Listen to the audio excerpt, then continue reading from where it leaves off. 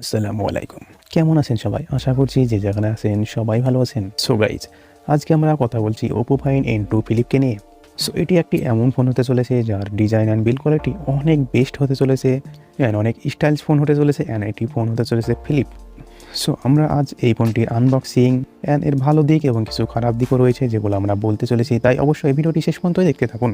So আমরা প্রথমে এর আনবক্সিং থেকে শুরু করব। সো আপনারা এর বক্সটি আপনারা দেখতেই পারছেন, Oppo Find N2 ফিলিপের লগো পেয়ে যাচ্ছেন বক্সের ওপর এবং ভ্যারিয়েন্ট পেয়ে যাবেন 8GB 256GB, 12GB 256GB, 16GB 512GB, তিনটি ভ্যারিয়েন্টে পেয়ে যাবেন। সো বক্সটি যদি ওপেন করা হয় তাহলে প্রথমেই পেয়ে যাচ্ছেন মোবাইল। সো মোবাইলটি 72,000 প্রাইজে লঞ্চ করেছে। সো এর প্রাইসটা অনেক একটু বেশি হয়ে যাচ্ছে, হাই হয়ে যাচ্ছে, বাট এর ডিজাইন স্টাইলিশ দেখলে মনে হয় ঠিকঠাক রয়েছে।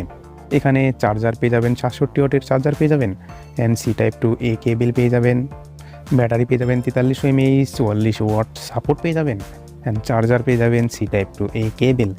তারপরে বক্সের মধ্যে আর একটি কন্টেন্ট রয়েছে, যেখানে একটি কেস রয়েছে আলাদা আলাদাভাবে, কেননা এটি ফিলিপ ফোন সেই কারণে আলাদা আলাদা তো করতে হবে, বাট একটু যদি স্টাইলিশ হতো, কেননা ফোনটা অনেক স্টাইলিশ, তাহলে ভালো হতো। তারপরে বক্সের মধ্যে কন্টেন্ট পেয়ে যাবেন কিছু ইউজার গাইড, ম্যানুয়াল এবং সিম ট্রেজেক্টর। সো আপনারা ফোনটি দেখতেই পারছেন, একটি দারুণ ফোন পেতে চলেছেন। রাইট সাইডে পাওয়ার বাটন এবং ভলিউম আপ ডাউন বাটন পেয়ে যাচ্ছেন। সো পাওয়ার বাটনে থাকছে ফিঙ্গারপ্রিন্ট, উপরের দিকে সেকেন্ডারি মাইক, এয়ার ব্লাস্টার পেয়ে যাচ্ছেন এবং দুটি কার্ড পেয়ে যাচ্ছেন।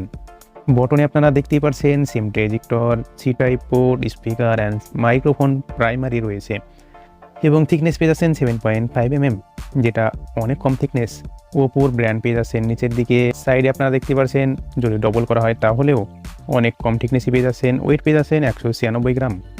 ওল্ডে থিকনেস পেয়ে যাচ্ছেন 16 mm থিকনেস, বাট ফোনটি অনেক স্টাইলিশ পেয়ে যাচ্ছেন, দারুণ একটি ডিজাইন পেয়ে যাচ্ছেন ফোনটির। যদি আমরা ডিসপ্লে নিয়ে কথা বলি, এখানে ডিসপ্লে পেয়ে যাচ্ছেন foldable AMOLED display, 120 Hz refresh rate পেয়ে যাচ্ছেন, HDR10+ সাপোর্ট পেয়ে যাচ্ছেন, 1200 নিট HBM ব্রাইটনেস পেয়ে যাচ্ছেন, 1600 নিট পিক ব্রাইটনেস পেয়ে যাচ্ছেন, 6.8 ইঞ্চের ডিসপ্লে পেয়ে যাচ্ছেন, ইন্টিগ্রেশন পেয়ে যাচ্ছেন 86%। ডিসপ্লে এখানে পেয়ে যাচ্ছেন ফুল HD+, 403 ppi ডেন্সিটি পেয়ে যাচ্ছেন, যেখানে কভার ডিসপ্লে পেয়ে যাচ্ছেন AMOLED ডিসপ্লে এবং একটি কুল ডিসপ্লে পেয়ে যাচ্ছেন, দারুণ ডিসপ্লে পেয়ে যাচ্ছেন কভার ডিসপ্লেটি। কর্নিং গোরিলা গ্লাস 5 এর প্রোটেকশন পেয়ে যাচ্ছেন, 3.2 ইঞ্চি এর সাইজ পেয়ে যাচ্ছেন এবং এর পিক্সেল কোয়ালিটি পেয়ে যাচ্ছেন 382x720, 250 ppi পেয়ে যাচ্ছেন, 800 নিট HBM ব্রাইটনেস পেয়ে যাচ্ছেন, 900 নিট পিক ব্রাইটনেস পেয়ে যাচ্ছেন। উপরের ডিসপ্লে দিয়ে ফোনটি বন্ধ করে অনেক কিছু কাজ চালাতে পারবেন, যেটা কম বেশি প্রয়োজনীয়তা মেটাবে। বাট আমরা যদি এর সফটওয়্যারের কথা বলি, এখানে পেয়ে যাচ্ছেন Android 13, ColorOS 13। এখানে প্রসেসর পেয়ে যাচ্ছেন মিডিয়াটেকের Dimensity 9000+, যেটা 4 ন্যানোমিটারের প্রসেস হয়েছে। এখানে একটু আপনাকে কম্প্রোমাইজ করতেই হচ্ছে। আমরা দেখি যে সাধারণত Oppo ব্র্যান্ডরা কখনোই ভ্যালু ফর মানি ফোন বের করে না, বাট তারা মিড রেট বাজেটে একটি ফোন লঞ্চ করেছিল কিছুদিন আগে, Oppo A1 Pro। সেই ফোনটি তাদের ভ্যালু ফর মানিই ছিল। সো এই প্রসেসরটির হায়ার স্পিড পেয়ে যাবেন CPU 3.2 GHz, অ্যান্ড এখানে জিপিইউ ইউজ করা হয়েছে Mali-G 710 MC10। সেরকম একেবারে ফালতু প্রসেসর ইউজ করা হয়নি, এখানে মোটামুটি প্রসেসর ঠিকঠাক ইউজ করা হয়েছে। এখানে FS 3.1 পেয়ে যাবেন, LPDDR4 পেয়ে যাবেন, আর ভ্যারিয়েন্ট তো আগেই বলেছি। বাট 72,000 প্রাইজে একটু যদি আর একটু বেটার করা হতো। যদি আমরা ক্যামেরার কথা বলি, ব্যাক সাইডে দুটি ক্যামেরা ইউজ করা হয়েছে, 50 মেগাপিক্সেলের 1.8 অ্যাপারচারের সঙ্গে অ্যান্ড 8 মেগাপিক্সেলের 2.2 অ্যাপারচারের সঙ্গে। এখানে ভিডিও রেকর্ডিং করতে পারবেন 4K 30 fps, 1080p 30 fps, and single camera পেয়ে যাচ্ছেন 32 মেগাপিক্সেলের 2.4 অ্যাপারচারের সঙ্গে ফ্রন্ট সাইডে। এখানে 1080p পর্যন্ত ভিডিও রেকর্ডিং করতে পারবেন। সো আপনারা এই ফোন দিয়ে তোলা কিছু ফটো ক্লিক দেখতেই পারছেন, আপনাকে একেবারে নিরাশ করবে না। ফটো অ্যান্ড ভিডিও উপর সাধারণত অনেক বেটার হয়ে থাকে। এই ফোনটিতে অনেক ডিসেন্ট কোয়ালিটি ফটো পেয়ে যাচ্ছেন, দেখতেই পাচ্ছেন আপনারা। বাট আর এখানে একটি সুবিধা পেয়ে যাচ্ছেন, ব্যাক সাইড দিয়েও আপনারা ফ্রন্ট সাইডের মতোই ক্যামেরা তুলতে পারবেন, ফটো তুলতে পারবেন। কভার ডিসপ্লে তো অনেক কিছু পেয়ে যাবেন, অনেক কিছু চালাতে পারবেন। টিকটকটা আমাদের দেশে চলে না, বাট টিকটকের মতো অনেক কিছুই চলে। ইউটিউবে শর্ট ভিডিও দেখতে পারবেন, অনেক কিছু, সব কিছু পেয়ে যাচ্ছেন এখানে ছোট ডিসপ্লেতে।